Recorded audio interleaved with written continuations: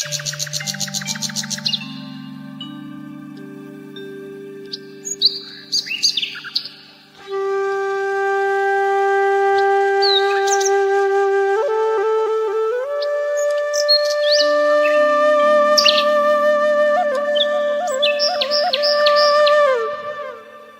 મિત્રો, કેમ છો બધા?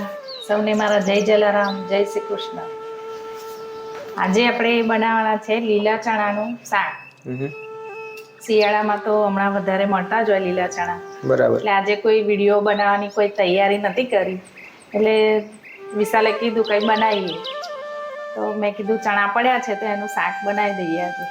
ગઈ વખતે આપણે ચણાની રેસીપી બનાવી હતી. આજે ફરી એકવાર લીલા ચણાની રેસીપી ફરી બનાવવા માટે જઈ રહ્યા છે.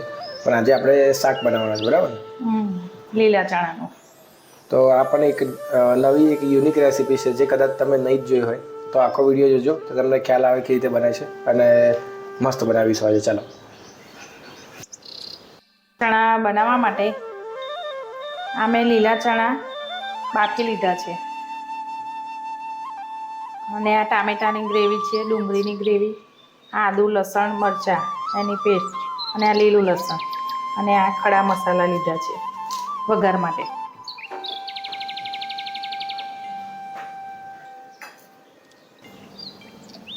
આપણે વઘાર કરવા માટે પહેલાં તેલ નાખીશું. નોનસ્ટિકમાં બનાવવાનું છે. નોનસ્ટિક. લીલા ચણા તો હમણાં મળતા જ હોય ને બધા ખાતા જ હોય બનાવીને શાક. પહેલાં આપણે જીરું નાખી દઈશું અંદર.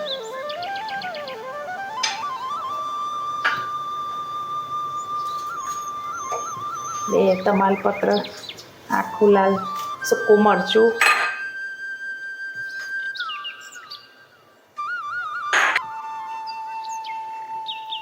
આ જે ડુંગળીની પેસ્ટ લીધી હતી એ નાખી દઈશું.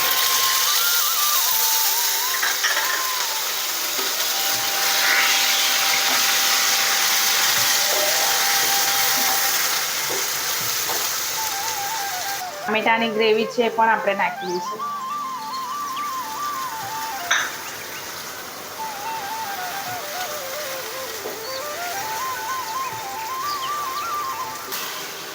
ડુંગળીની ગ્રેવી શેકાવા દેવાની છે, થોડી લાલ થાય ત્યાં સુધી.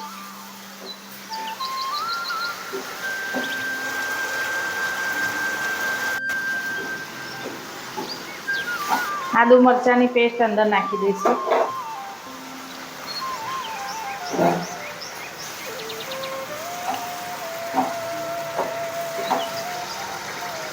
આદુ મરચાંની પેસ્ટ પણ આપણે જોડે જ નાખી દઈશું, બરાબર?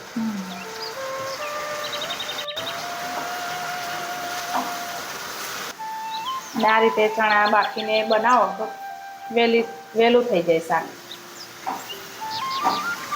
સવાર હોય. હા, કુકરમાં બનાવીએ તો વાર લાગે? ના, કુકરમાં વહેલું થઈ જાય, પણ આ બાફેલા ચણા હોય તો સવારમાં બનાવવું હોય આવી રીતે તો વાર ના લાગે એમ. બરાબર. લાલ મરચું તીખું તે નાખી દઈશું આપણે. હળદર, ધાણા જીરું પાવડર અને મીઠું નાખી દઈશું.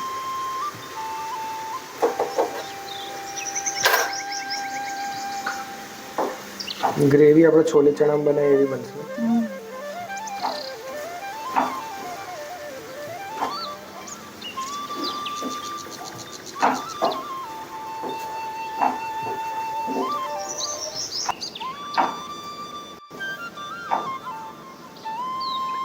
હવે આ જે લીલા ચણા આપણે બાફ્યા હતા તે નાખી દઈશું અંદર.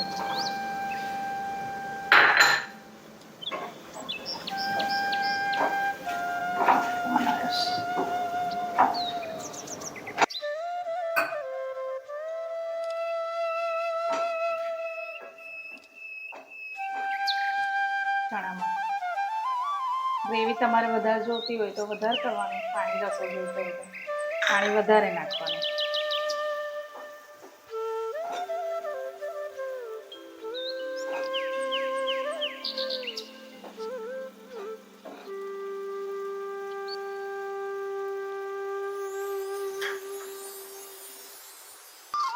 કાશ્મીરી લાલ મરચું નાખીશું.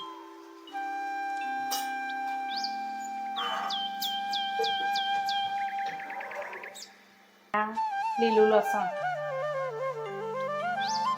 પડતી નાખો.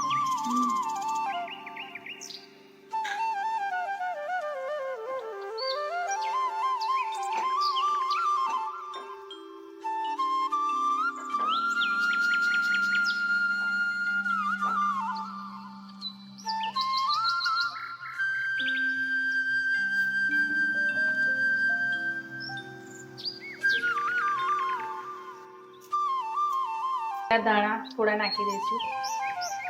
ધાણા વગર તો આપણું શાક બધું અધૂરું જ છે. ધાણા હોય તો સરસ લાગે છે. આમાં આટલો રસો થશે ને? હા, રસો કરવો જ થાય ને. આવું જાડો સારું લાગે, જાડી ગ્રેવી.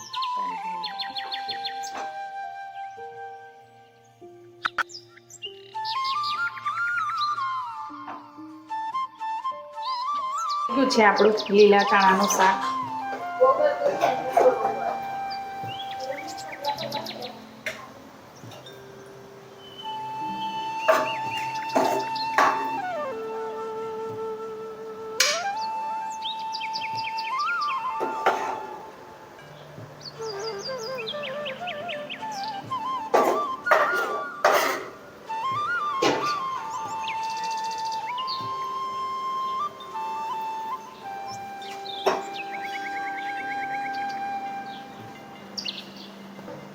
ચાલો, તો તૈયાર થઈ ગયું છે ને અમારું ચણાનું શાક, લીલા ચણાનું શાક. આમ તો અમે સાદું બનાવવા જઈ રહ્યા હતા, પણ એવું બની કે જ્યાં રેસ્ટોરન્ટમાં બનતું હોય ને એવું મસ્ત રેસ્ટોરન્ટમાં તીખું તીખું અને મસ્ત લાલ દેખાતું હોય ને એવું મસ્ત બન્યું છે. તો ચણાનું શાક તમે વિડીયોમાં તો જોઈ જશે. તમે ટેસ્ટ કરીને બતાવો છે કે ચાલશે? રોટલી બનાવવાની છે. રોટલી હજુ બનાવવાની બાકી છે, એટલે ખાલી તમે શાક જોઈ લો. બહુ મસ્ત બની છે અને ટ્રાય કરજો આવી રીતે બનાવવાનું. ગ્રેવીવાળું બનાવ્યું છે એટલે અલગ જ લાગશે. તમે જે રેસ્ટોરન્ટમાં ખાવા જતા હો તો કદાચ આટલી પ્લેટ 70-80 રૂપિયાની હોય તો તમે ઘરે એકદમ ઓછા ખર્ચમાં બનાવી શકો છો. અને સવારમાં તો સારું જ લાગે છે, બપોરે અને રોટલા પરાઠા ગમે તેની સાથે ખાઈ શકાય છે. અને જો તમને મારી આ બધી રેસીપી પસંદ આવતી હોય તો અમારા વિડીયોને લાઈક, શેર અને સબસ્ક્રાઈબ કરજો. જય જલારામ, જય શ્રી કૃષ્ણ.